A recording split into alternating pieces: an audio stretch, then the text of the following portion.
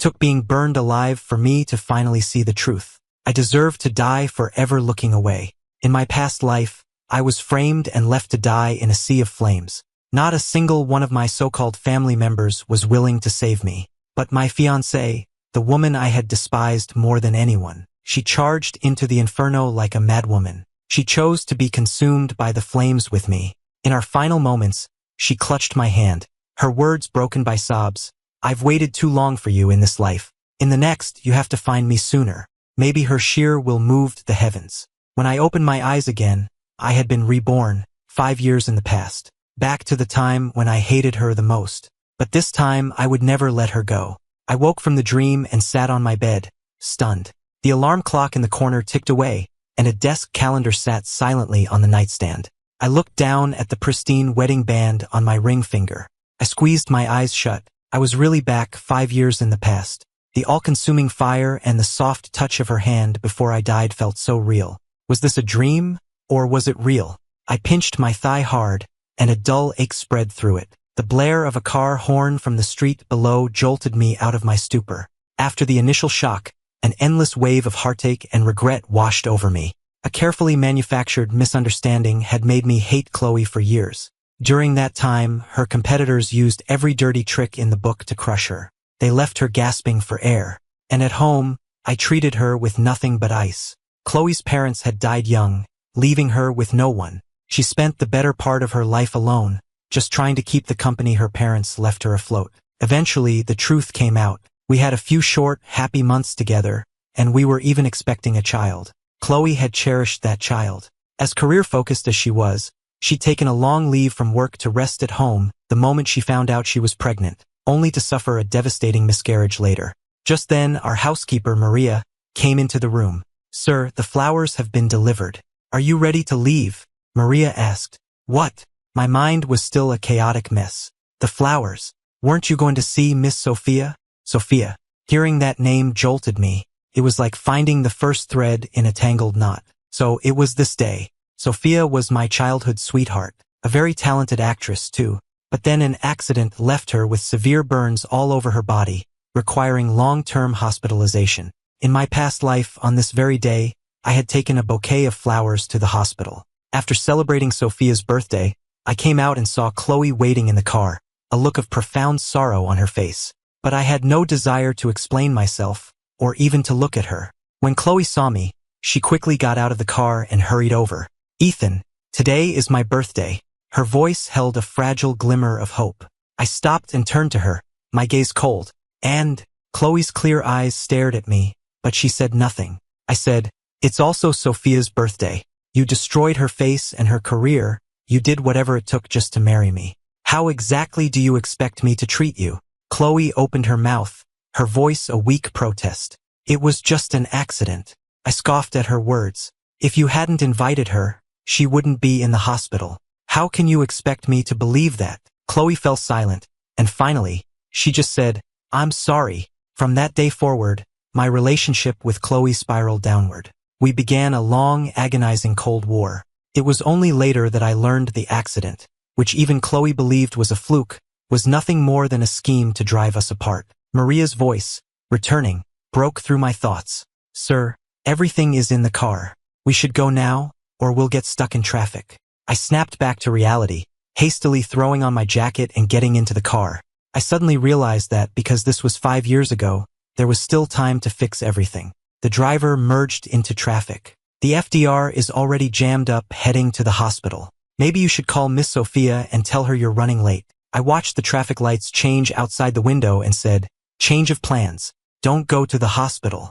Take me to her office." To be honest, I barely remembered anything about Chloe's company. I hated her so much back then that I never once visited. And later, when I finally loved her, she was being targeted by her frenemies, surrounded by so much danger that I didn't dare go near her. Which is why I was now standing beneath a canyon of skyscrapers in Midtown, completely lost. Which one was her building? Passers-by gave me curious looks. A well-dressed man holding a massive bouquet, looking like he was about to propose. Feeling awkward, I pulled out my phone and found Chloe's contact. Just her full name, not even saved as an emergency contact. I hit the call button, expecting it to ring for a while, but she answered after just 2 rings. Her cool, professional voice came through the phone. Yes. Hearing her voice again, my eyes suddenly burned, and my own voice caught in my throat. Chloe, where's your office? I can't find it. It sounded like Chloe was in a meeting. She paused for a moment, then I heard her say, meeting's over. Then she spoke to me. Stay on the sidewalk. I'm coming down now. A few minutes later, Chloe emerged from the building. Her tall, slender figure cast a long shadow in the sunlight. She was elegant, cool, and utterly breathtaking. In contrast, I caught my reflection in the glass, looking like a disheveled mess. Damn it, what are you doing here? Her tone was flat, almost icy. I turned to face her. Chloe was watching me with a cool, distant expression. No matter the situation, Chloe was always flawless. Like a flower blooming on a cliff's edge, untouched by the world. I looked down, unable to meet her eyes. Sorry for bothering you. Today, she began but didn't finish. I knew what she was thinking. Today I was supposed to be with Sophia for her birthday, not here with her. That reminded me. I thrust the bouquet into her arms and mumbled, "Happy birthday." A long silence followed. I stole a glance at her and saw she was staring at the flowers, her expression far from happy. After a moment, a bitter, sarcastic smile touched her lips. Ethan, she rejected them, didn't she? What? I realized something was wrong, and my eyes shot to the bouquet. My heart sank. Oh no. They were ice blue roses. Their meaning was, to give you the stars and the sea. Sophia's favorite things were the stars and the sea. My memories had been so jumbled when I woke up. All I could think about was finding Chloe, and I'd completely overlooked this detail. I'm sorry, Thank you for the birthday present, Chloe said, her voice stiff. It's getting late. I'll have the driver take you home. She turned to leave.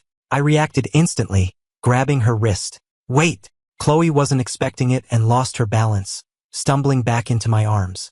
Her body was soft and smelled faintly of a clean, fresh perfume. Chloe scrambled to her feet and stared at my hand on her wrist, silent for a long moment. I clenched my jaw and said stubbornly, Chloe, I'm not going home.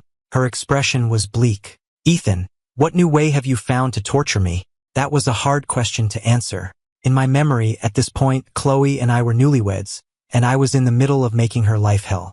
The fights were almost entirely one-sided, with me doing all the yelling. I said the cruelest things I could think of. Even the gifts I gave her were chosen specifically to twist the knife. I was the boy who cried wolf, and after so many false alarms, she had stopped believing anything I said. I remembered how after the truth came out in my past life, my methods had been more direct, more forceful.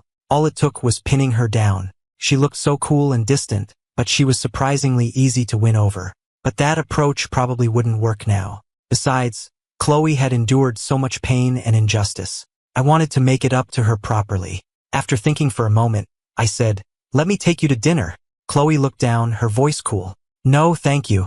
I have to work tonight. I shamelessly followed her. Then I'll order in. I'll get you some noodles for your birthday. Chloe didn't say a word, completely ignoring me. She still held the bouquet tightly in her hand. We passed a trash can, and I expected her to toss the flowers without a second thought, but she didn't. I followed her all the way into her office. A cold, untouched takeout container sat on her desk. She hadn't even started it. Was this how she planned to spend her birthday dinner? A pang of sympathy hit me. I took out my phone and ordered her a proper meal. Clear broth, low sodium, no scallions. I got her tomato beef brisket and a few mild vegetable sides. In the past, Chloe had always ordered spicy, heavy food to suit my tastes. I only found out later that she had a sensitive stomach and couldn't handle anything too spicy, oily, or salty. After placing the order, I sat on the sofa, unsure of what to say. Nothing seemed right. Chloe was unwrapping the roses, about to put them in a vase. The sight of those ice blue roses stung my eyes. Without a second thought, I walked over, snatched them from her, and threw them in the trash. She froze, looking at the bead of blood that had formed on her thumb where a thorn had pricked her. She sighed, exhausted. Ethan, are you done yet? No. I suppressed my frustration, angry that she just took it, like she had no fight left in her. You don't have to keep them. If you don't like them, I'll buy you different ones. Chloe took a tissue and pressed it to the cut, her eyes downcast. Just forget it, she said, her voice full of resignation. I ignored her, grabbed the bag of trash and said, wait here. Then I rushed out. On that summer evening, The sidewalks were lined with street vendors selling flowers. Their quality couldn't compare to the expensive bouquets from a proper florist, of course. I ran between several of them, buying up all their red roses, and had them wrapped simply in brown paper. The food delivery arrived just as I finished, so I hauled everything upstairs. The 19th floor was even quieter than before. The few people who had been working late were gone. Only a single small lamp was on in Chloe's office. I quieted my footsteps as I pushed the door open. She was standing with her back to me, looking out the floor-to-ceiling window, her figure looking desolate. She looked like an abandoned kitten. The heavy bouquet and the food bags bumped against the door with a thud. Chloe's back stiffened. She spun around and saw me, nearly buried under everything I was carrying. She didn't seem to expect me to return. After a moment of shock, she hurried over and took the massive bouquet from me. I caught my breath, beads of sweat on my forehead, but I managed to grin. "These are for you." I bought every red rose I could find on the street. A blank expression washed over Chloe's exquisite face. Crap, it seemed she couldn't handle me being nice to her. Did I have to be cruel for her to understand? When I saw her about to go back to her cold dinner, I let out an exaggerated sigh. Chloe's head snapped toward me, and I caught a flicker of concern in her eyes. I leaned back on the sofa, tilted my chin up, and said impatiently, "Can't you eat something warm? It annoys me to see you eating that cold crap." Chloe was silent. For the next half hour, the office was filled with my constant complaints. "Do you even know how to eat? Can't you see that huge piece of beef? Are you going to eat your vegetables? You're a grown woman, not a picky kid. Eat the noodles. Did I buy them for you to stare at?" After my relentless nagging, the bowl of hot noodles was finally empty. I was worried she wouldn't be full, so I'd also gotten her a couple of dinner rolls and even gave her the pastry I'd bought for myself. If I had to do this every day, it would kill me. I had talked myself hoarse. Suddenly, a glass of water appeared in front of me. I looked up to see Chloe watching me. "You should wet your throat before you continue yelling." Her expression had softened considerably. Though her eyes were still void of light, at least the icy defensiveness was gone. I fought the urge to pull her into a hug and said, "Chloe, from now on, let's try to live well together." At my words, she looked away and silently began to clean up, not answering my question. "Get your coat. I'll have the driver take you home." "But I just got here," I protested, wanting to stay longer. But she quickly pushed the door open and left, almost as if she were fleeing from something. A CEO doesn't need to take out her own trash, after all. It would be a lie to say I wasn't disappointed. After being reborn, it felt like this woman was even harder to win over. I sat on the sofa, planning my next move. Should I be direct and just pin her down, or should we talk things out first? The sharp ring of a phone shattered my thoughts. I answered it absent-mindedly. The voice on the other end was distant yet familiar. "Ethan, where are you?" My buoyant mood instantly plummeted as I remembered her. "Oh, it's you." My tone was far from enthusiastic. Sophia's voice was soft. "I've been waiting for you. Didn't you promise you'd celebrate my birthday with me?" Remembering everything that had happened, my fingers tightened into a fist, my knuckles turning white. "Sophia, we're friends, right? We grew up together." Sophia sensed my distance and corrected me. "Ethan, we're family." "Family," I repeated. Then I asked suddenly, "Is there anything you need to tell me?" She was silent for a long time before sighing. "I'm sorry. I shouldn't have snuck a piece of cake behind your back. See? This is what I mean. The one who is cared for can lie, make demands, and joke without a second thought, while Chloe has to stand in the shadows and endure everything." A chill ran through me, and I couldn't even force a smile. "I'm busy today. I can't make it. Happy birthday." I hung up, taking a deep breath to quell the unease in my chest. I remembered the call from Sophia right before I was kidnapped, asking for my location. I was lost in thought. She was the person I trusted most in the world. But what if, from the very beginning, the explosion was an inside job? I looked up and saw Chloe standing in the doorway, her face obscured by shadows, her expression unreadable. I hesitated before asking, "Did you hear all of that?" "Yes. Let's go," she said, her voice eerily calm, as if she were suppressing a storm of emotion. "The car is downstairs." I opened my mouth, but I had no idea how to explain what was going to happen. She'd think I was insane. I followed her out the door, a wave of guilt washing over me. "Chloe." Her steps slowed for a fraction of a second, but she didn't turn around. "That was Sophia on the phone," I said, the words rushing out. I did promise to celebrate her birthday yesterday, but I'm different today. I'm from the future. Chloe stopped dead in her tracks and turned, her beautiful eyes frosted over. That's enough. She closed her eyes, composing herself. The dinner was very good, and I was happy you could be here for my birthday. I watched her closely, seeing the pain she tried to bury deep in her eyes. Her lips were pale, and every word seemed to tremble out of her, as if she were in excruciating pain. So, in the end, if you're going to her, I accept it. That's the price I have to pay. In my past life, Chloe once told me that for every small kindness I showed her, she paid for it with even greater pain. That's why she never dared to hope for anything from me and was always prepared for me to leave. Those words now felt like a knife twisting in my heart. It hurt so much. On this day in my past life, while I was away, her dinner had been a single cold takeout container. No one had even wished her a happy birthday. That's why she had been waiting for me outside the hospital. All Chloe wanted was to hear me say happy birthday, but instead, I told her to get lost and stay away from me. The weight of the truth, discovered too late, was crushing me. She looked away. I'm sorry, I shouldn't have said that. It's getting dark. If you're going to the hospital, you should. I grabbed Chloe's hand, forcefully lacing my fingers through hers. Her body went rigid, but she didn't pull her hand away. Her voice was a low, hoarse whisper. Ethan, what are you doing? Isn't this humiliating enough for me? I wrapped my arm firmly around her slim waist and said with unyielding force, "Don't move, my love." Those few words seemed to cast a spell on her, holding her completely still. I leaned down and kissed Chloe's cool lips. I held her waist, pressing her gently against the wall, my touch careful and soothing. She went from stiff and shocked to finally surrendering, her eyes fluttering shut. Her immaculate dress became a wrinkled mess. Without realizing it, her hands came up, her arms wrapping greedily around my back, pulling us flush against each other. The overhead lights of the hallway flickered, and we finally broke apart in the darkness, pressing our foreheads together, breathing heavily. Ethan, Chloe's voice was a low, strained whisper. Don't do this. You don't like it? No, she said after a long pause. Don't tempt me. Go to her, while I still have some self-control left. You'd let me? I whispered, blowing softly against her ear. You're not jealous? Not angry? You'd let me go kiss someone else?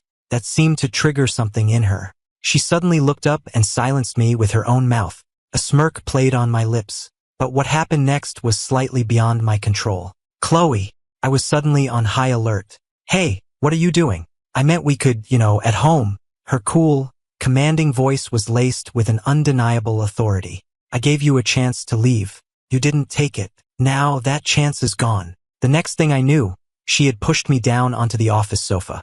I never thought Chloe had it in her to do something so bold. But I had forgotten. In my past life, she was the kind of madwoman who would die for love. There was a wild streak buried deep inside her. Things escalated beyond my expectations. Chloe's weak pleas for mercy were muffled against my lips. Ethan, please have a little mercy on me. I gritted my teeth and held her tight, a lump forming in my throat. Chloe, I've already picked out names for our children. I thought about them for so long in my past life but never had the chance to tell her. Ethan, don't, she whispered, her voice hoarse. You don't believe it's possible? I was met with only silence. She was probably too afraid to even hope that we could have a child together. I said, one for a boy, one for a girl. I'll let you choose the nicknames. I didn't realize that my words would throw the woman who had just regained her composure right back into a frenzy. The door clicked shut. The wind whispered outside the large windows. The moonlight was bright and clear, and from behind the closed door came only soft whispers. Late into the night, I teased her that I didn't want her anymore. Chloe hugged me tightly without a word and asked, if not me, then who do you want? She asked with complete seriousness. My face flushed as I retorted, anyone but you. She mumbled into my chest, that's not for you to decide. That night, my dreams were a tangled mess of Chloe and the all-consuming fire from my past life. I was lying in a pool of my own blood, explosives strapped to my chest. Chloe rushed through the flames and held me, her body trembling. I could see she was crying, and I could only weakly lift a hand to push her away. Go! Chloe, I said, go. Don't touch me. I'm begging you. The sound of crying shattered the dream.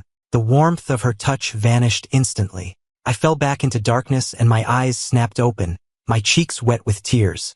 It was a dream. When I came to, I realized I had pushed Chloe to the very edge of the bed. From the look on her face, I had been talking in my sleep. She handed me a tissue but kept her distance, sitting on the far side of the bed. Her fingers carefully avoided touching mine. My heart sank. She had misunderstood. Chloe, I began. I was just dreaming. She was listening intently. I was in the fire with a bomb strapped to me, and you were about to die with me. That's why I was yelling. Don't get the wrong idea. A brief spark of understanding lit up Chloe's eyes before they went dim again, returning to a lifeless calm. Okay, I believe you. With that, she tucked the blanket around me, picked up her pillow, and started to leave the room. Chloe, I called out to her back. You're lying. She didn't say anything. Fine, go then. I sat there on the bed, feeling no desire to explain further. No wonder people say youth makes you stubborn. This 5 years younger Chloe was so much more rigid, not as endearing as she would become. After a long silence, the mattress dipped behind me. Chloe sighed. Go to sleep. Hold me. She obediently settled into my arms. The night was still long, but I stared into the endless darkness, all sleepiness gone. Since my rebirth, too much information was swirling in my mind. The man who kidnapped me had a history with Chloe. He was a businessman whose company she had driven to bankruptcy. The accident that had happened to Sophia was actually a plot by my uncle Marcus to drive Chloe and me apart. These were all things I had learned in the final year of my past life. My movements were always kept private, yet I was still abducted. How did they know where to find me? The only possibility was the phone call from Sophia. And just before the end, Chloe had said, "Thanks, Sophia. Without her, I never would have found you." I was too close to see it then. But looking back now, what role did Sophia, my first love, the person I trusted for over a decade, really play in all of this? After a sleepless night, I woke up feeling groggy. I fell back asleep and didn't wake up again until the afternoon. She had clearly anticipated I'd wake up hungry, as lunch was neatly laid out on the table. The house was immaculate, everything in its proper place. After quickly washing up and eating, I went to Chloe's home office. It was silent. She was in the middle of a video conference. The soft, late afternoon light slanted through the window, casting a gentle glow on Chloe's stunning, cool face. It softened the cool, distant aura she naturally projected. My heart skipped a beat. The more I looked at her, the more beautiful she became. Chloe's perception was always sharp.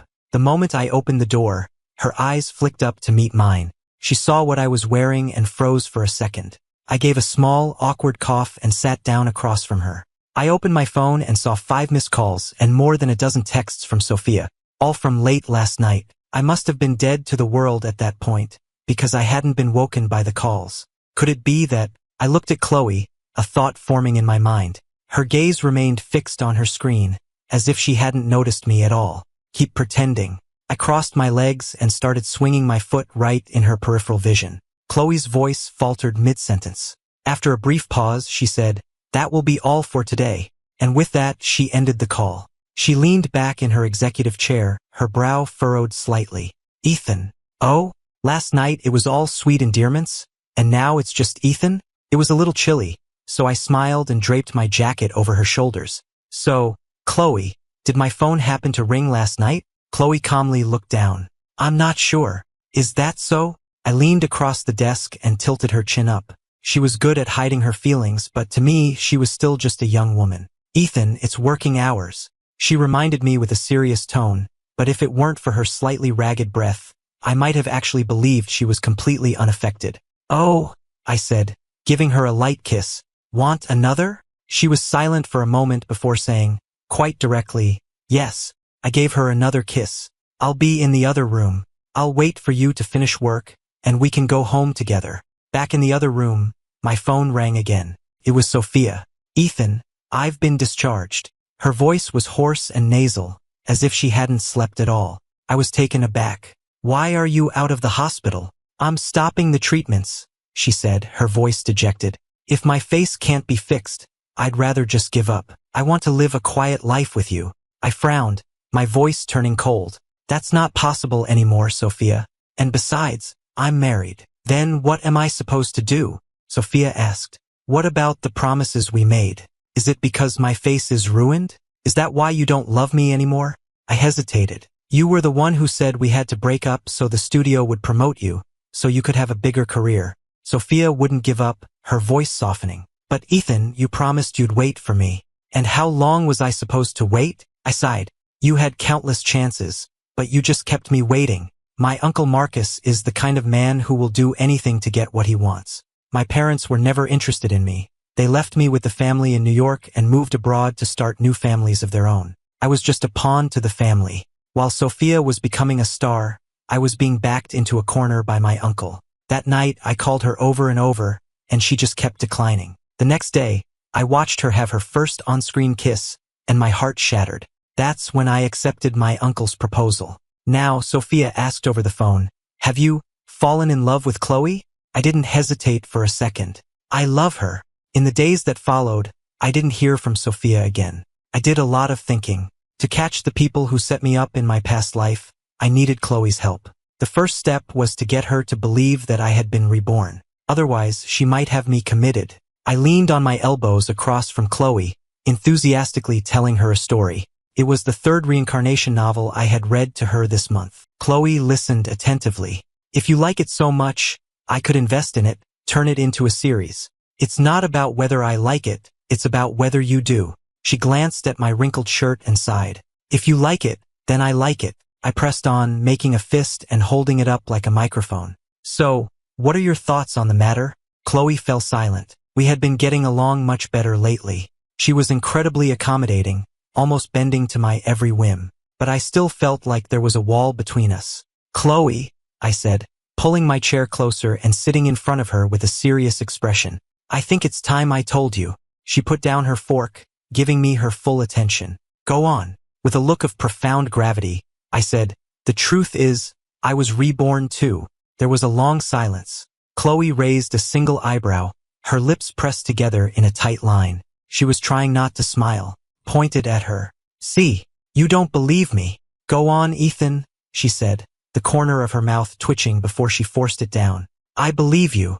I decided to just lay it all out and told her everything that had happened in my past life. At first, she listened as if I were a child telling a fantastical story. She probably thought it was just some new game I was playing. But gradually, her brow furrowed in concentration. I knew I was getting through to her. "The man who stabbed me, his last name was Foster. He used to work for your company before starting his own. Of course, that was in the future. I don't know where he is now.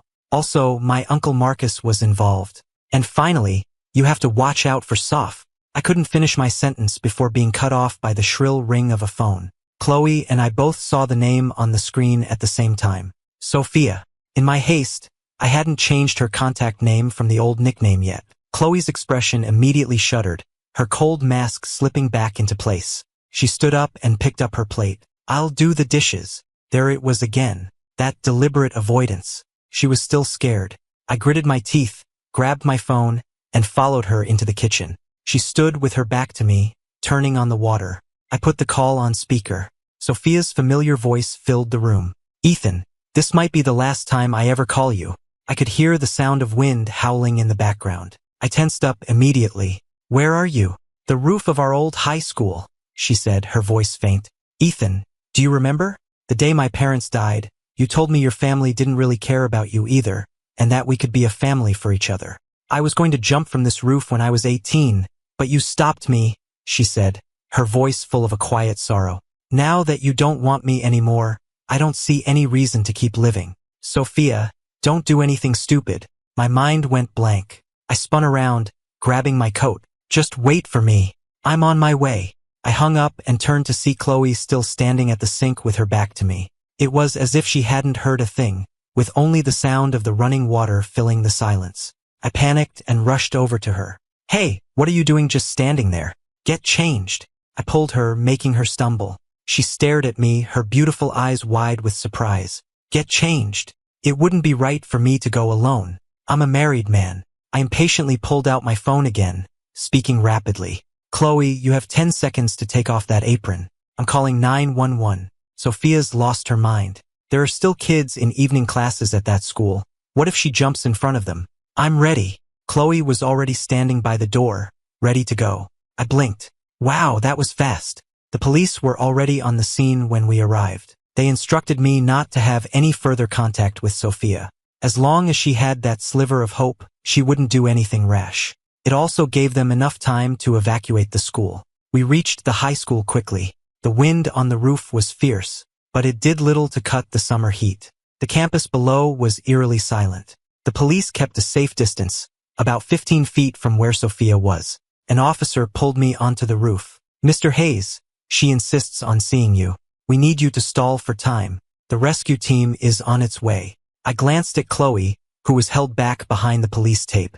She gave me a firm nod. I took a deep breath, climbed the final steps to the roof, and called out, "Sophia." The figure sitting on the ledge stirred and turned her head. I could see the scarred side of her face. "Ethan, you came." Looking at her, I felt a strange sense of dislocation. Felt like I hadn't seen her in a very long time. In my past life, after Chloe and I reconciled, we had tried to visit her a few times, but Sophia had been very resistant. I guess when you've hated someone for so long, it's hard to let go of that hatred, even when you find out they weren't the one who hurt you. On top of that, Chloe was soon fighting battles on all fronts, and things became so tense that I didn't dare leave the house. Between this life and the last, it had probably been over a year since I'd seen her. "Sophia, please, come down from there." Sophia ignored my plea and just stared at me. "I'm sorry." Her gaze shifted to Chloe, who was waiting for me beyond the police line. "You were right, I was being too extreme. You told me clearly before you got married that we could only be family from then on. I was the one who got too greedy." I thought back to all those years Sophia and I had leaned on each other just to survive. When she was bullied by local thugs, I was the one who protected her, who took the punches for her. When my uncle kicked me out, she was the one who ran through a storm in the middle of the night to bring me an umbrella and take me in. For a moment, my resolve wavered. Was she really the one who had me killed? Sophia smiled. "You promised you'd celebrate my birthday with me every year. Sing happy birthday to me, and I'll come down." "Okay, I'll sing." The wind seemed to die down as the simple melody of the birthday song drifted across the rooftop. But as I sang, all I could think was that I hadn't sung it for Chloe on her birthday. I'd have to make it up to her when I got home. When the song was over, Sophia stood up on the ledge, facing me. "Thank you. I haven't heard you sing that in so many years. It was beautiful. I want to ask you one more question," she said, her voice soft. "Ask. Do you still love me?" I was silent for a long time before I finally answered, "You're my family. You have been from the moment you first stepped on that stage." Sophia's dark eyes looked out over the crowd, as if she were meeting Chloe's gaze. The wind on the roof was making me cold. "Let's go home, okay?" I said. Sophia looked back at me and smiled faintly. "I love you, Ethan." And with that, she spread her arms and fell backward into the endless night. In that moment, time seemed to freeze. The blood froze in my veins. A second later, I lunged for the edge. "Sophia!" But I caught nothing but air. I stared blankly at the dark ground below, my mind completely empty. I thought I heard a dull thud, and my legs gave out, sending me to my knees. Sophia was dead just like that? Had I been wrong about her all along? People are perceptive. I had known her for so many years. Sophia must have sensed my growing distance and chose to end her life because of it. Did that mean I was the one who killed her? I sat there, frozen, my body shaking uncontrollably. Suddenly, a pair of warm hands wrapped around my waist from behind. The familiar scent was a lifeline. I gripped Chloe's hands tightly. "I killed her." She held me close. "She's not dead." The police had an airbag set up below. They caught her. I closed my eyes, and it took a long moment for me to process her words. When someone truly dies because of something you did, the guilt is a mountain that can crush you. Chloe's voice was strained. "Just some scrapes. They took her to the hospital. If you want to go, I can take." "No." My voice was hoarse. "I want to stay with you." "Okay." We went back to the car. Outside, the police were starting to clear the scene. Someone would be by to escort us to the hospital soon. Sophia had no family to call. I was exhausted. I turned to Chloe and said, "There was one last thing I didn't get to tell you before. I suspect Sophia was involved in what happened to me."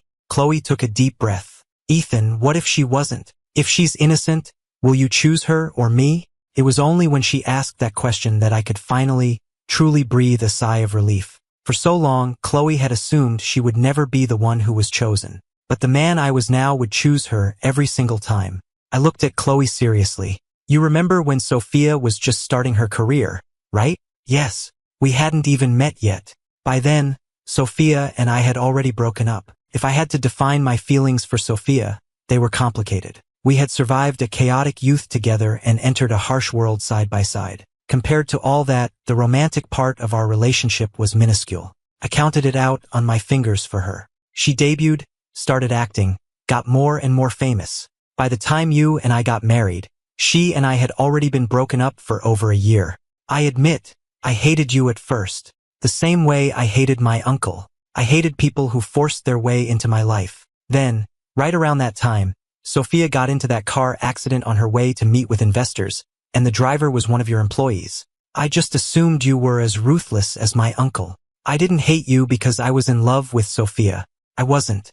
I just couldn't stand the thought of someone who would ruin another person's future over a petty disagreement. Chloe gently squeezed my hand. I'm sorry.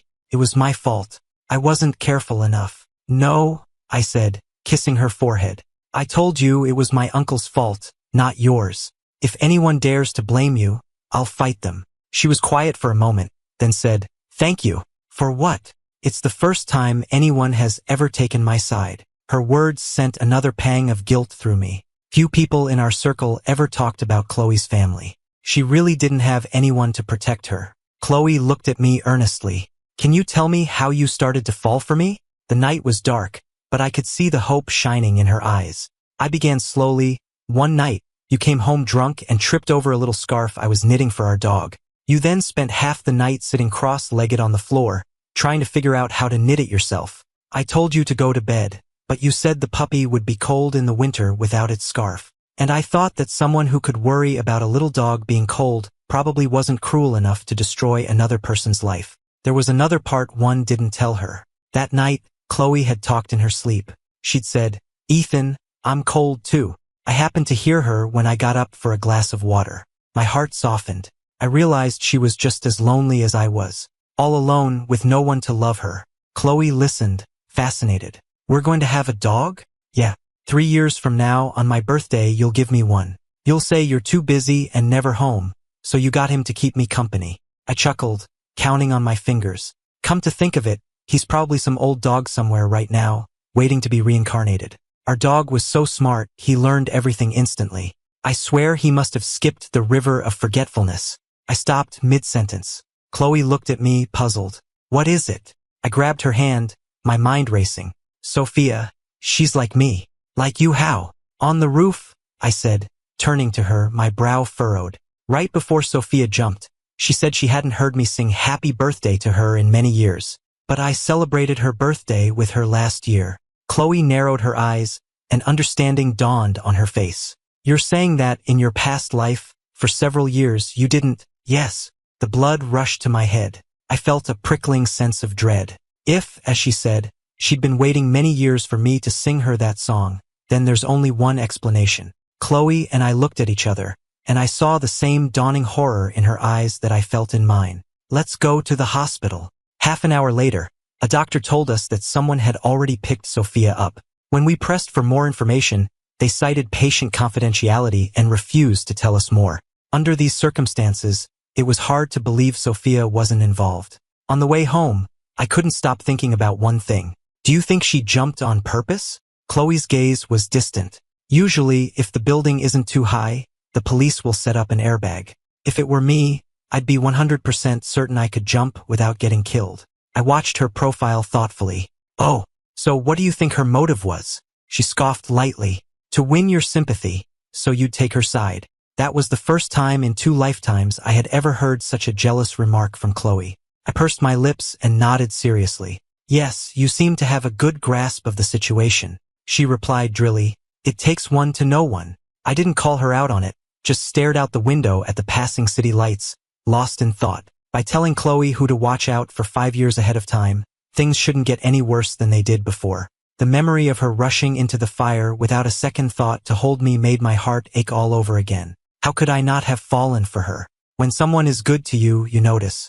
After several hours on the road, it was late by the time we got home. Maria had already gone home for the night. The living room was dark. Just as Chloe reached for the light switch, I lunged, pushing her down onto the sofa. Chloe's clothes were in disarray. What are you doing? She asked, her voice hoarse. Chloe, I whispered, my lips close to her ear. I love you. Her breath hitched. Get off me. Her command was flustered, almost desperate. I blinked in surprise. "Don't tell me you. Don't say it," she said, covering my eyes with her hand. "And don't look." My world went dark. I could feel my eyelashes brushing against her warm palm. Who knew 3 little words could have such a devastating effect? Completely shattered her composure. I grinned. "I love you. I love you. I love you." The teasing words were like a feather, tickling her defenses. Tickling until a spark became a wildfire. I could feel her heart starting to race beneath my hand. I softened my voice. "My love, I love you." The next thing I knew, her lips were on mine. She was more passionate than I had ever seen her, trapping me, her affection an undeniable force. Her hands traced the side of my face and my neck as if I were a precious treasure. Her touch was intoxicating. I chuckled. "Hey, have you thought of any nicknames for our kids yet?" Chloe, overcome with emotion, held me close and whispered, "Ethan, I'm yours." After my shower, my eyelids felt heavy. As I held her, my hands roamed freely, taking every advantage. She was like a gentle kitten, seemingly incapable of anger. "Ethan, I was so tired my voice was thick with sleep. "Right after we got married, you promised to take me to a movie. But you canceled the next day, said you had a stomachache and went to the hospital. Were you going to see her?" For me, that felt like a lifetime ago. I thought back. It had nothing to do with Sophia. The day before, I'd gotten food poisoning from a bad piece of cake. I went to the hospital, got an 4 and some medication, and went straight home to bed. But from Chloe's tone, something was off. My sleepiness vanished instantly. I sat up. After a moment of surprise, Chloe said, "I'm sorry. Don't apologize. I'm not angry," I said, sitting up cross-legged. "I'm just curious. Why would you think I went to see Sophia?" Logically, with her resources, she could have easily found out my whereabouts and known that I was practically half dead on an 4 drip in a hospital bed. But she hadn't checked. After a short silence, Chloe confessed, "I could see Sophia's Facebook posts, but she never posts anything on Facebook." Our eyes met, and we both saw the same confusion in each other's eyes. Chloe took out her phone and handed it to me. I eagerly tapped on Sophia's profile. The moment I saw her feed, my mind went blank. August 9th. Ethan said he'd celebrate my birthday with me today. "Thank you, my love." August 1st. Got to taste Ethan's home cooking. Tastes just like it used to. I scrolled frantically back through her posts until I found the one from 6 months ago. "My movie is out. Waiting for Ethan to come see it." It was from the day I had food poisoning. But when I checked on my own phone, Sophia's Facebook page was completely empty. The posts were set to be visible only to Chloe. The truth was, since I got married, I had barely interacted with Sophia at all. I only ever showed up when the hospital called about a bill, or when her doctor needed to discuss a change in her treatment plan. I had truly been treating her like an old friend, but behind my back, she had been hurting the woman I loved, over and over again. My head throbbed with anger. "And you just believed it?" There wasn't a single picture of me in any of those posts. Chloe looked down, staring at the blank page on my phone, and a slow light began to dawn in her eyes. "Ethan." I was too scared not to believe it. She kept tapping the screen, refreshing the page, as if trying to confirm what she was seeing, an almost unconscious action of someone stepping into the light after being in the dark for too long. "I was afraid that if I had someone look into it, I'd find out you really were at the movies with her. If that was the truth, I would have rather not known." I was both angry and heartbroken. "You could have just asked me." I stopped mid-sentence. Of course, she didn't dare to ask. Back then, I would have just lashed out at her with cruel words. The answer I would have given her probably wouldn't have been any better than what she was already thinking. I was wrong. I pulled my poor, heartbroken wife into my arms, my own eyes stinging. "I'm so sorry. I'll never lose my temper with you again." She let out a small, soft laugh. "I could never be angry with you. Just, please don't ever say you don't want me again." That night, the last wall between us finally crumbled. I swear, sometimes I think Chloe has a masochistic streak. It's like she feels uncomfortable if I'm not yelling at her. One morning in early fall, I lost it again. "Chloe, are you trying to work yourself to death? Do you want me to have a most dedicated employee plaque made for your tombstone?" Over the phone, Chloe's usually smooth voice was thick and raspy, slightly nasal. She tried to laugh it off. "I can handle it." She had spiked a high fever late last night, her skin burning to the touch. I called our family doctor, who prescribed some medicine to bring the fever down. I had to half coax, half force her to take it, and then I gave her a sponge bath to cool her down.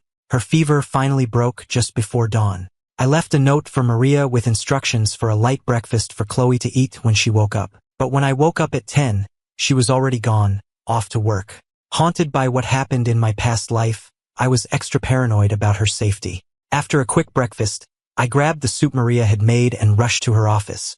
Her assistant stood up nervously the moment she saw me. "Ms. Hayes is in a meeting. She can't be disturbed." "That's fine, I'll wait." I sat down on the sofa in the waiting area and scrolled through my phone. Soon, I could hear Chloe's voice from inside the office.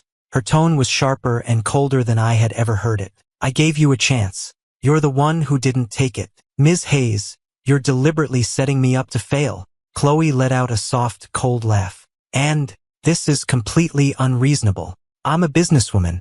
I'm only interested in results. I don't waste time on reason." I listened intently, resting my chin in my hand, while her poor assistant looked like she was about to have a heart attack. The door was flung open and an enraged, middle-aged man stormed out. As he left, his eyes met mine for a second, and I froze. It was Foster, the man who had stabbed me in my past life. Had Chloe already started making her move? 5 years ahead of schedule. She really was a woman of action. The assistant, sweating bullets, announced loudly, "Ms. Hayes, your husband is here." I snapped out of it, picked up the food container, and walked in. Chloe was sitting by the window, her white blouse immaculate. She smiled at me gently. I was planning on coming home for lunch. I set the container down on her desk with a thud and sat across from her. "That man who just left.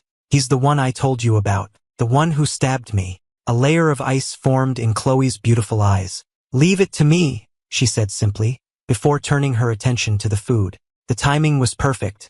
The soup was still warm. She had such impeccable manners. Even the way she ate was elegant. Noticing that I was still staring at her, Chloe paused. "Do you want some?" "Yes." As she stared at me, stunned, I leaned in and stole a kiss.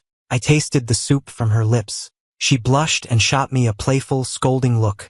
After all our years of entanglement across 2 lifetimes, it was only now that we were finally acting like a couple in the throes of new love. Time flew by, and soon it was deep into autumn. Sophia seemed to have vanished from my life. Her phone number was disconnected, and she had cut off all means of contact. Sometimes, seeing high school students getting out of class would remind me of the old days. But my gut told me it wouldn't be over that easily. Chloe became incredibly busy. She was out of the house before dawn and back long after dark. Sometimes it reminded me of my past life. She had been just like this then, always buried in work. "Sir, it's 10 o'clock. You should get some rest," Maria said. I was sitting cross-legged on the floor, surrounded by shopping bags. "I'll wait a little longer." I realized I hadn't seen her in a week. Tonight, I just felt like waiting up for her. The weather was getting colder, so I had gone to the mall and bought Chloe a new winter wardrobe, a camel-colored plaid scarf, a wool coat, and a pair of fluffy, slightly childish matching gloves that I knew she'd love. As I was putting the new coat in her closet, I heard a phone vibrating in the pocket. I pulled it out. It was an email notification. I took a picture of it and sent it to her with a teasing message. "My love, what's this? A secret phone I don't know about." She was used to my strange sense of humor by now and replied, "It's my work phone. I forgot it. Can you open it for me and see what it is?" I chuckled as I opened the email. "It better not be a love letter from a secret admirer, or I'm going to have a fit." The screen changed to show a medical report. I squinted, zooming in on the text. "Sean O'Malley, skull fracture and intracranial hemorrhage. Looks like this guy was hit by something. Oh, there's a death certificate here. A work-related accident. How tragic." After I read it to her, Chloe replied, "Just put the phone back. I'll be home soon." I put the phone back in the coat pocket. Her dinner was still warming in the kitchen. I pulled out some wrapping paper, deciding to wrap the new clothes to surprise her. My friend Ryan was teasing me on the phone. "You used to hate her guts, Ethan. Are you sure you haven't been replaced by a body double? Can't a guy just have been blind before?" All right. So when are you going to finally partner with me on that studio? Do you have any idea how in demand your designs are?" I hesitated. "Let's wait a little longer." Yeah, you just go on and play house with your dear Chloe." I had to admit I did want to spend more time with her. If I was just reliving the same path to the same end, then every day we had together was one day less. Chloe came home right when she said she would. I had left a small lamp on for her in the living room, and her dinner was still warm. She jumped into my arms like a cat. Ethan. I held her, a helpless smile on my face. Hold on tight, don't fall. Go to the bedroom. I have a present for you. In the middle of the bedroom sat a giant, terribly wrapped gift box. What's this? A belated birthday present. Go on, open it. Chloe looked down, her eyes shining with surprise. Ethan, thank you. Her hand rested on the box, and she hesitated for a long moment. There's something I need to talk to you about. What is it? She hesitated, then finally said, we might have to be apart for a while. I was stunned for a second. When her words finally registered, I asked slowly, deliberately, you want to divorce me? I saw a flicker of conflict in her eyes. Just as she was about to speak, I shot to my feet. I get it. I'll go pack my things. Ethan. Chloe grabbed my arm. Please, just listen to what I have to say. Her eyes were welling up with tears. I need you to act out a scene with me. What kind of scene? Sean O'Malley was Sophia's father. Chloe got straight to the point. The man from the email, her father, died in an accident on a construction site. That project, from many years ago, was a joint venture between my father and your Uncle Marcus. I suddenly remembered that day on the roof with Sophia. She had been standing there, her white shirt billowing in the wind like a sail. I had called out, Sophia, what are you doing? She had turned, her pretty face etched with despair. My family is dead. I don't have anyone anymore. I had been shocked by her loss.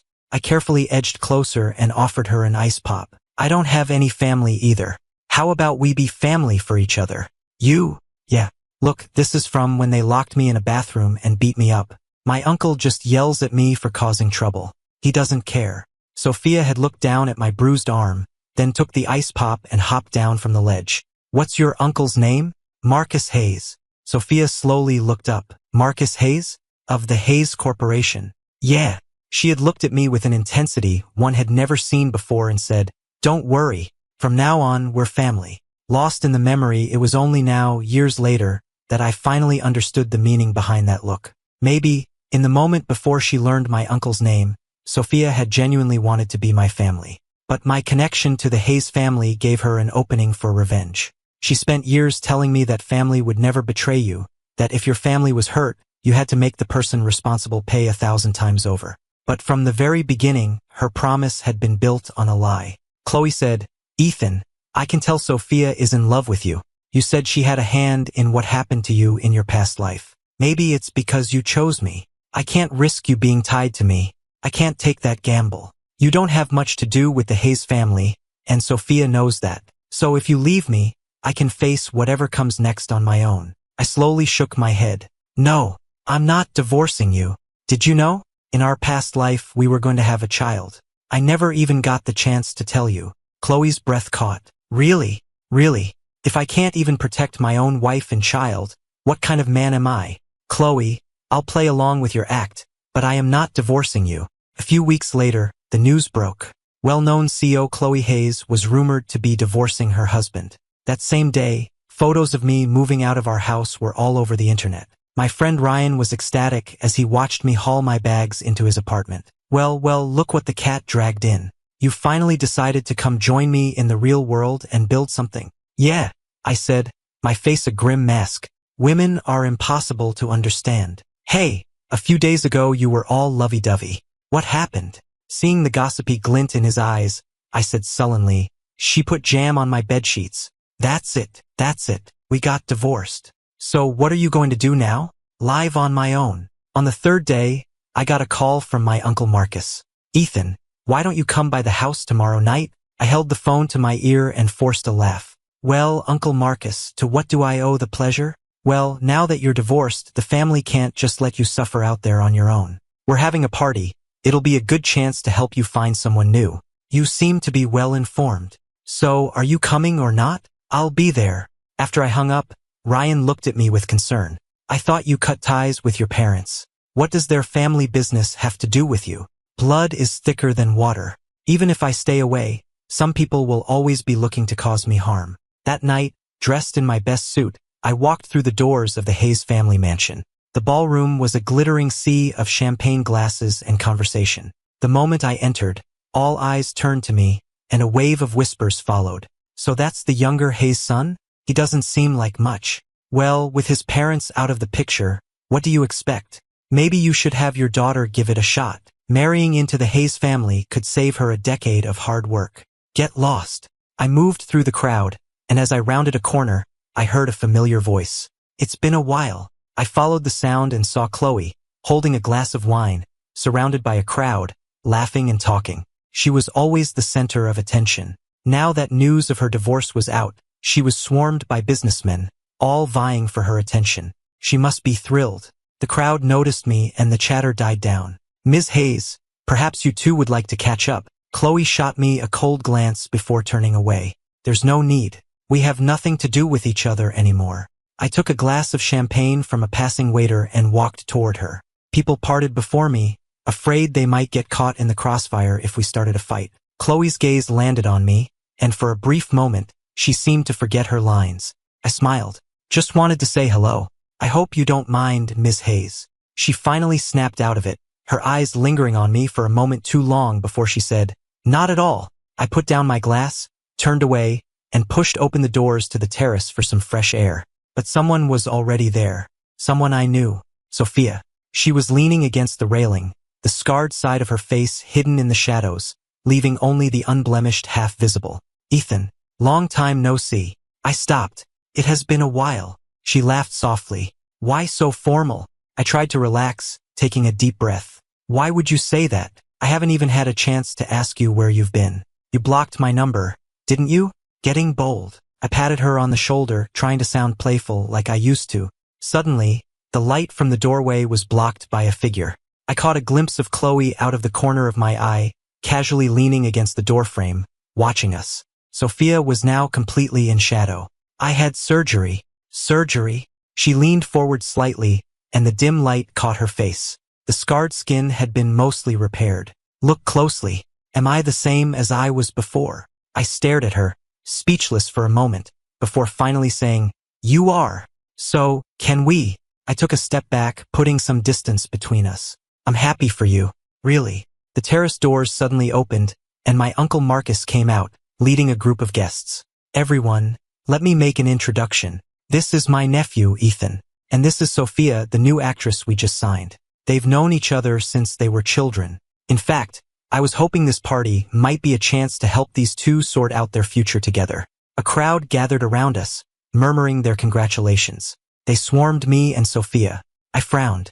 Uncle Marcus, I'm not ready to. Sophia linked her arm through mine and smiled. Don't worry, Uncle. I'll take good care of Ethan from now on. I tried to pull away, but her grip was surprisingly strong, like a vice. Thankfully, she let go after a moment and began to mingle effortlessly with the other guests. My emotions were a tangled mess. When Sophia was done schmoozing, I asked her, When did you get mixed up with my uncle? Sophia calmly smoothed her hair. I can only marry you if I have the Hayes family's approval. I had other plans, but your divorce saved me a lot of trouble. I looked at her face and felt like I was looking at a terrifying stranger. Sophia smiled. What's wrong? Don't you recognize me? Am I not the same Sophia you remember?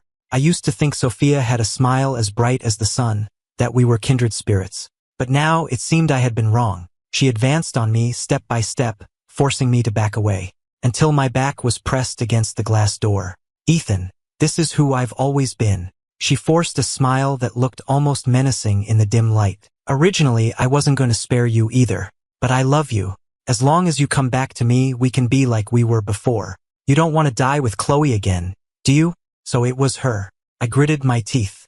My hand found the doorknob behind me, and with a slight push, the door swung open. The light, elegant sound of a violin drifted in from the party. The terrace was flooded with light. Sophia, this time, I won't let you win.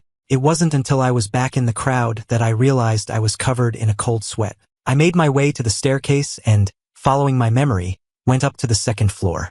At the end of the hall was my old room. I just wanted to go inside and catch my breath. The moment I pushed the door open, a soft body tackled me onto the bed. A familiar scent filled the air, and Chloe's husky, wine-tinged voice whispered in my ear. Where did she touch you? My shoulder. Instantly, a searing kiss landed on my shoulder. It was a deep, lingering kiss. Chloe said nothing, just patiently, meticulously kissed away the spot where Sophia had touched me, replacing it with her own mark, before her lips found mine, nipping at them gently. I kissed her there in the darkness. After a long moment, I whispered, "Are you jealous?" "Furious." Chloe's voice was muffled. "No one else is allowed to touch you.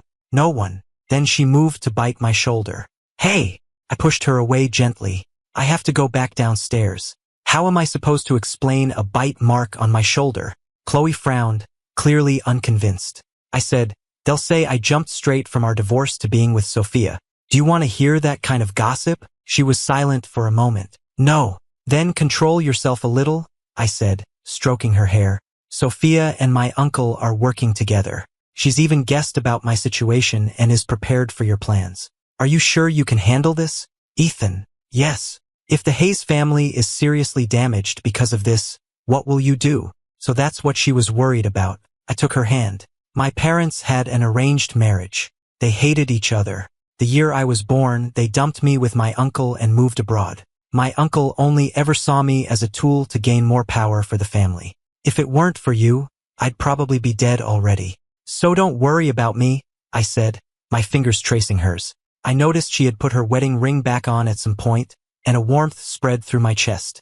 "If the Hayes Corporation really falls, it will be because of my uncle's own wicked deeds. He'll have gotten what he deserves." Over the next few months, I settled into a normal life. After all, since I'd come of age, I hadn't taken a dime from the Hayes family. I'd supported myself through work and school, and had become a successful designer on my own merits. My life was relatively peaceful, aside from being forced by my uncle to go on arranged dates with Sophia. Ryan was furious about it. "You already cut ties with them.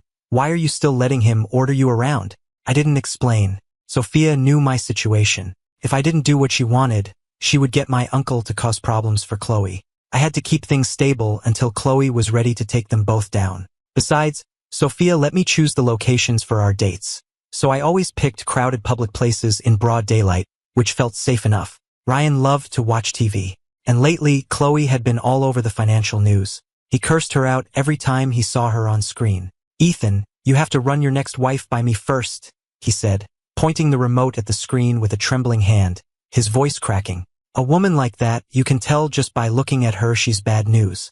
If I let you marry a woman like that, I'll eat my own shoes." I looked up from my pile of sketches and said, "Man, you shouldn't make promises you can't keep. You should always leave yourself an out." "Fine. I'll make you eat them with me." I was speechless. Because of Ryan's vehement opposition, I had to meet Chloe in secret. It was the middle of winter, and a fresh blanket of snow covered the city. I came out of the apartment building wearing a thick sweater and carrying a bag of trash. Chloe's car was parked at the curb. It was freezing, but she was standing outside, waiting for me. She was wearing the wool coat and scarf I had bought for her. "Come here." I waved her over. She ran over, practically skipping, and threw herself into my arms. Quickly shushed her. "Keep your voice down. Let's get in the car." "What's wrong?" "My friend thinks you're the worst woman on the planet." I furtively pulled her into the car. I killed the engine, and we were plunged into darkness. Only a nearby streetlight cast a pale glow on the fresh snow. I fumbled in the pocket of my thick jacket for a moment before pulling out a lollipop. "For you." Chloe smiled as she took it. "I have a whole collection of these from you."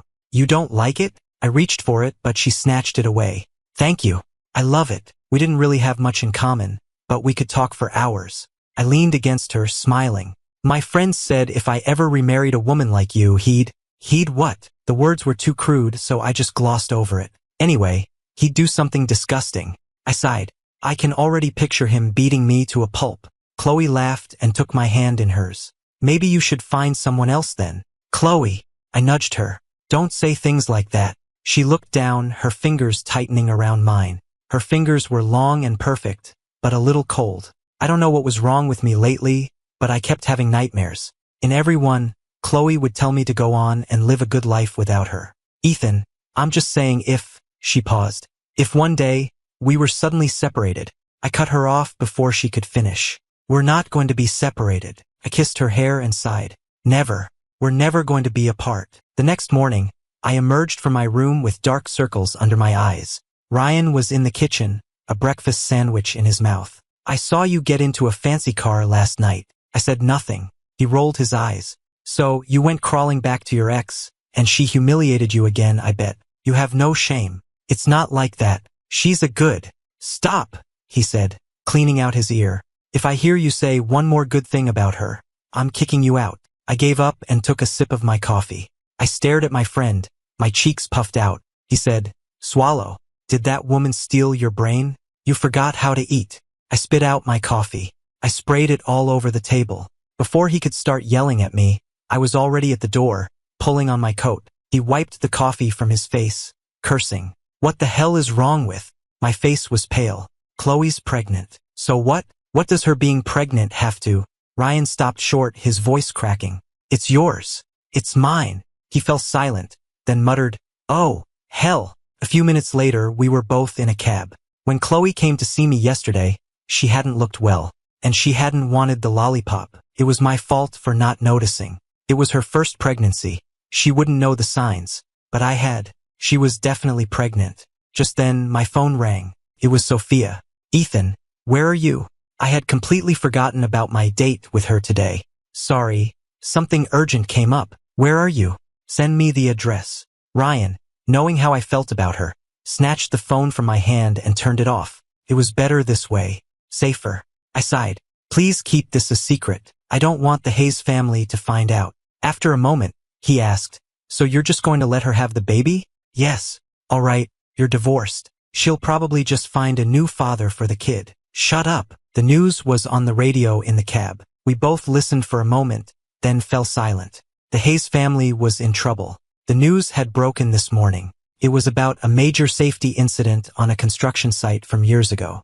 As their partners on the project, Chloe's family company was also implicated. Ryan looked at me with concern. I shook my head. It's fine. I hadn't expected Chloe to move so quickly. A string of other scandals about the Hayes family followed, each one another straw on the camel's back. It was only a matter of time before it all came crashing down. I thought about my past life, about how my uncle had been the mastermind who convinced Foster to set that bomb. The anxiety I had been carrying for so long began to ease, just a little. This time it was 5 years earlier.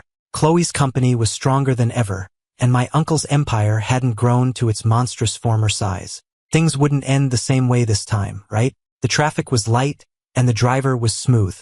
Halfway there, my eyelids started to feel heavy. I decided to lean against Ryan and rest my eyes for a bit. Wake me when we get there. I passed out before I even heard his reply.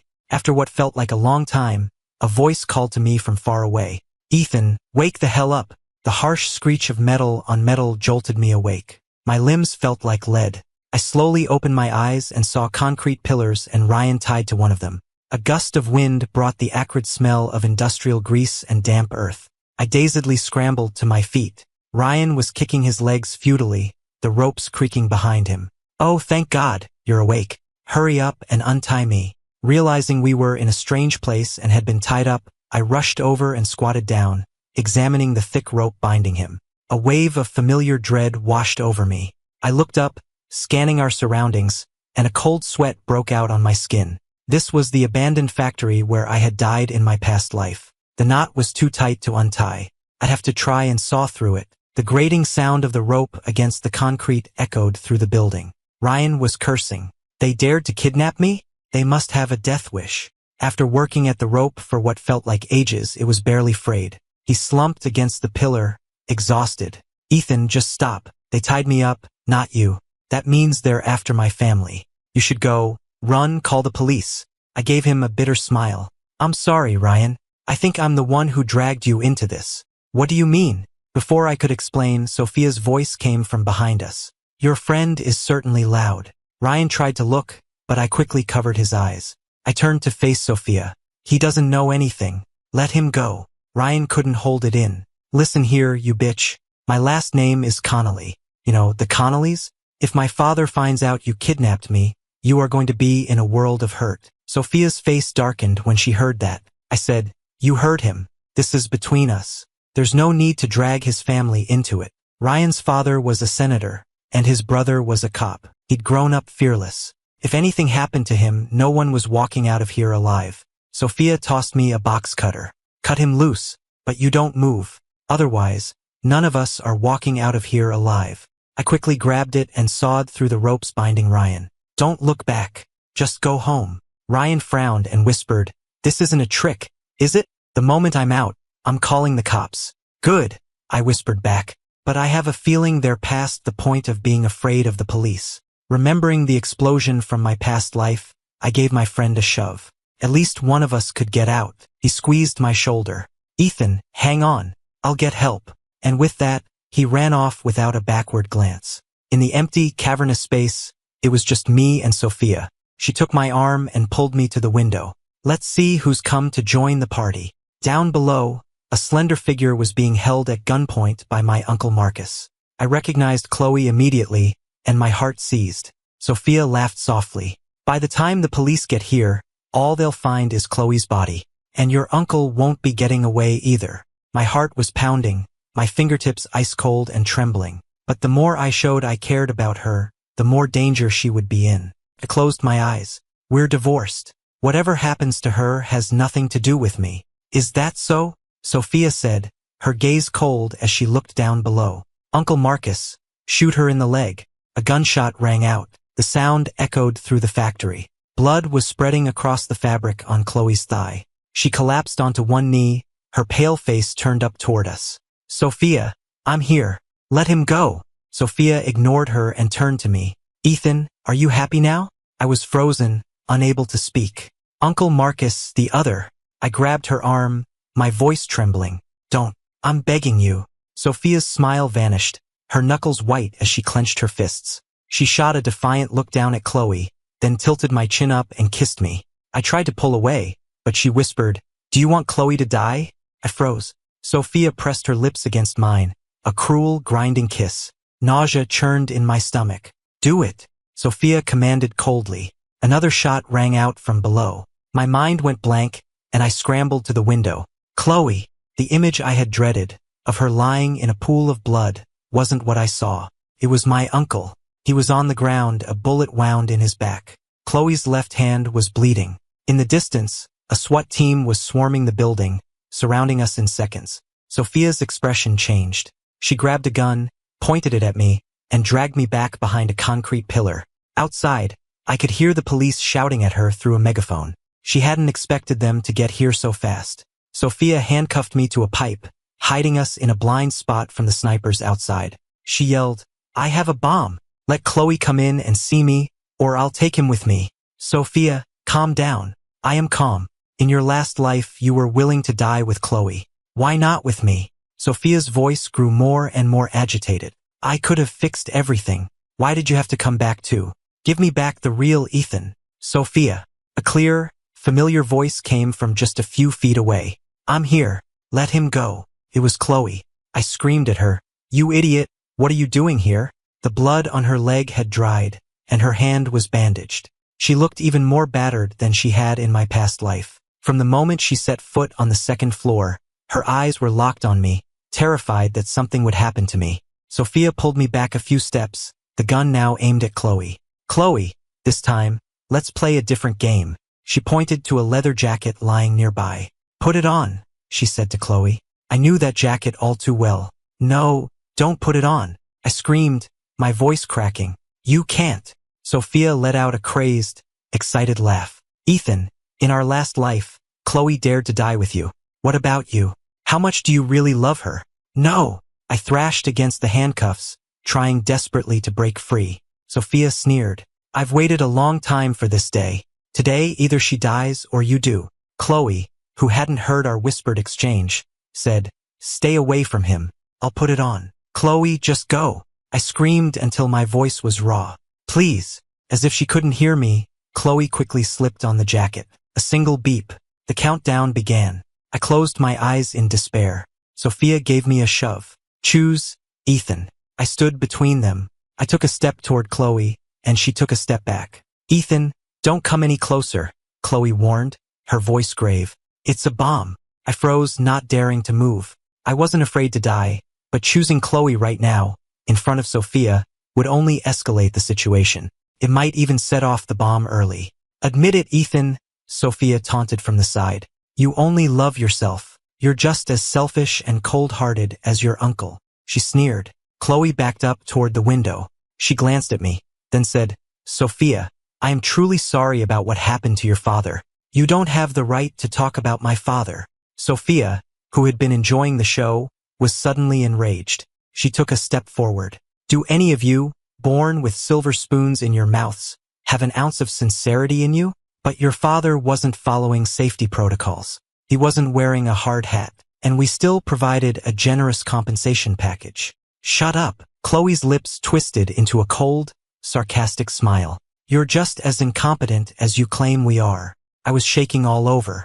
This was insane. Every word from Chloe was a dagger aimed straight at Sophia's weakest point. Was she trying to get herself killed? Sophia produced a lighter from somewhere, threw it to the ground, and the floor erupted in flames. That smell of accelerant I'd noticed earlier, she must have poured it before we arrived. "It was all of you. You ruined my life." Sophia advanced on me, her eyes bloodshot. Her not yet fully healed face looked grotesque in the flickering firelight. "Ethan, why didn't you choose me? If you had just told me you didn't like scars, I wouldn't have been so hard on myself." It was like a bucket of ice water had been dumped over my head. She had done it to herself. "You're insane." "Of course I am. How else was I supposed to use your guilt to get information on Chloe?" After years of lying in wait, Sophia had finally torn off her gentle mask, revealing the paranoid, obsessive person underneath. Her laugh was a harsh, grating sound, like a broken accordion. "Ethan, if you had chosen me, it wouldn't have ended like this. You have only yourself to blame for how things turned out. Now you can come to hell with me." She pulled out a remote detonator. Without thinking, I grabbed the gun from the floor and fired at the handcuffs. I spun around and lunged for Sophia, grabbing for the detonator. "Ethan!" Chloe screamed my name, and in the next instant, there was a deafening bang. Along with the sound of shattering glass, my hearing went dead. A high-pitched ringing filled my ears. The tinnitus was a sharp needle piercing my brain. I saw Chloe's bloodless face in front of me, her mouth moving, but I couldn't hear the words. I felt like I'd been blown to pieces. My whole body was numb, devoid of strength. But dying with her, I wasn't afraid at all. Was I not afraid? Then why was I crying? The deafness was fleeting. The next second, a cacophony of shouts exploded in my ears like a bomb. "Suspect down. Body located on the second floor of the abandoned factory. Team 1 reporting the explosive device is intact. Hostages are secure. No other explosives found on site. The fire is spreading fast. All units, evacuate the hostages immediately." As I was being helped out, I looked back and saw Sophia lying on the floor, her lifeless eyes staring in my direction. Dead. The cold air cleared the smoke from my lungs. Sirens wailed all around us. The flashing red and blue lights painted the falling dusk. Ryan's cursing voice sounded like a heavenly choir. "It's the 21st century, for crying out loud. We have laws. Who the hell still uses bombs? These psychos need to be locked up for life, or better yet, get the death penalty. Just one bullet, bam. Hey, they got them all. Don't let any of them get away. All right, Connolly, go check on your friend. We'll handle the rest." A voice, probably his brother's, said. Ryan spotted me kneeling in the snow and yelled, "Ethan, get up. Go check on your wife and kid." Chloe, who was nearby having the bomb vest carefully removed by the police, blushed to the tips of her ears. I walked straight to her. The moment the vest was off, I scooped her up into my arms and, without a word, carried her toward the car. "Hey, who do you think you are? You can't just..." One of the officers started to protest. The car door slammed shut, cut off Ryan's protests. I stared at her, my face grim. Chloe shrank back into the corner of the seat. "Don't look at me like that. You're scaring me." "You were scared? You were scared and you still walked in there? What did you think it was, a game?" I let loose, yelling at her. Tears immediately welled up in Chloe's eyes. That was a bomb. I was so furious I could feel the veins throbbing in my temples. What if Sophia had pushed the button? What then? She closed her eyes and slumped against me. "Oh no, I think I'm going to faint." I was speechless. I took a deep breath, holding it in until my head felt like it would explode. It was only then that I noticed her hands were trembling. "I'm sorry. I shouldn't have yelled." I held her tightly, trying to keep my voice even. Thank God we were both still alive. "Are your wounds bandaged?" she asked. She had been wearing a bulletproof vest, and with my uncle's poor aim, the bullet had only grazed her. I, on the other hand, was covered in cuts and bruises. "Yeah, I don't believe you. Let me see." I didn't know whether to laugh or cry. It's on my upper thigh. She immediately started trying to pull down my pants. We're married. What are you so shy about? Ryan's muffled voice came through the window. What are you two doing in there? He yanked open the car door. Light flooded the car. Chloe was kneeling between my legs, her hands on my belt buckle, which was halfway undone. Ryan stood there, phone in hand, staring at us with a blank expression for a full 3 seconds before slamming the door shut. Yeah, is this the ASPCA? I'd like to report a case of public indecency, I heard him say as he walked away. When Chloe and I renewed our vows, Ryan sat at the head table. He barely touched his food. When we came to his table for a toast, Chloe said with a graceful smile, I've heard Ethan talk so much about you. He once mentioned that if he ever remarried and it was to me, something rather unpleasant might happen. Pinned by her curious gaze, he remembered his grand declaration. If he remarries her, I'll eat my own shoes. He looked at me. I looked at him. We were both speechless. I had only mentioned it in passing. Who knew Chloe had such a good memory? Ryan forced a smile and raised his glass. Well, that's all in the past. I'd like to propose a toast. To the happy couple. May you have a long and happy life together. Chloe smiled sweetly. Thank you. After we moved on, I muttered to her, that was ages ago. Why did you have to bring that up? She laughed. I was curious. Really? Yes. I hesitated for a moment, then a wicked grin spread across my face. Lean in. I'll tell you a secret. I pulled her close and whispered in her ear. Chloe covered her ears, her face flushing as if she'd heard something scandalous. I was laughing so hard my stomach hurt. Can you imagine if he actually did it, and then made me join him? What would people say? We'd never live it down. My happy laughter echoed through the hall. Chloe just watched me, her eyes so full of gentle affection it was breathtaking. After the reception, our guests were free to enjoy the beachside resort. That evening, Chloe changed out of her wedding dress and into some casual clothes, a wide-brimmed sun hat on her head, and ran along the beach like a happy child. You know, she said, you always used to say you wanted to come to the beach with me, but we never did. Before? You mean? Chloe asked, confused. Oh, I mean the you from 5 years in the future, I blurted out. Chloe frowned. She sounds old. Not at all, I said, a reminiscent smile on my face. More sophisticated, I'd say. That night, the moment I walked into our bedroom, I was taken captive. A dangerous presence crept up behind me. With a soft click, I was handcuffed. Chloe's cool voice was laced with desire. Does she know you like I do? I froze, and it suddenly dawned on me why she had been acting so strangely all day. She was jealous. I burst out laughing. Hey, are you? Chloe's eyes were practically smoldering. Ethan, who do you like more? Me or her? Don't talk like that. Are you defending her? Her voice was dripping with jealousy. No, that's not it, I said, almost crying with laughter. Are you going to remember this conversation in 5 years and interrogate me all over again? Chloe paused, then said with perfect seriousness, in principle, yes. Why do I have to suffer because you two are competing with each other?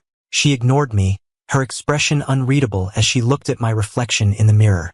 I'd love for her to see this. I covered my face in embarrassment. Don't say that. Chloe kissed me, a deep, possessive kiss, and whispered, Ethan, you're mine. The night grew late. Moonlight filtered through the curtains, tracing the line of her profile. Chloe was asleep. I gently stroked her cheek, a warmth spreading through my chest. In my past life, I had held Chloe's hand countless times and lamented, if only we had gotten together sooner. For 5 long years, we had lived like two strangers in pain. During those 5 years, I think I must have started to fall for her even then. On the nights, she would quietly pull the blanket over me. There were moments I wanted to pull her close and say, let's start over. But what happened to Sophia was a thorn in my side. Every time I felt that flicker of affection I refused to acknowledge, that thorn would dig deeper. It was a constant reminder that Chloe had hurt my family. Maybe because it had been suppressed for so long. When the truth finally came out, all that pent-up affection erupted at once, giving us that brief, intense, romantic honeymoon phase. I had been in love with her for much longer than I ever realized. Ethan, why are you awake? Chloe's voice was still thick with sleep. I cupped her face in my hands and leaned in to give her the softest of kisses. I love you.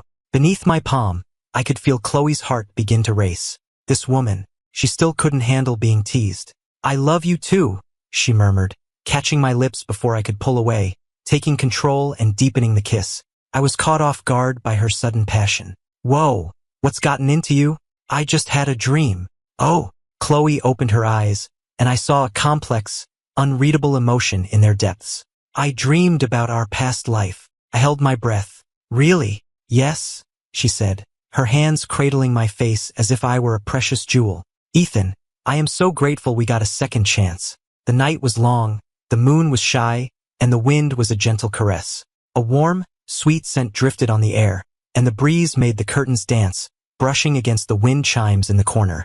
It was the sound of our hearts beating in unison. I was a gentle ocean, holding the moon in my arms, and I whispered, "When did you first fall in love with me? Was it after we got married?" And the moon replied, "No, I've loved you for a long, long time.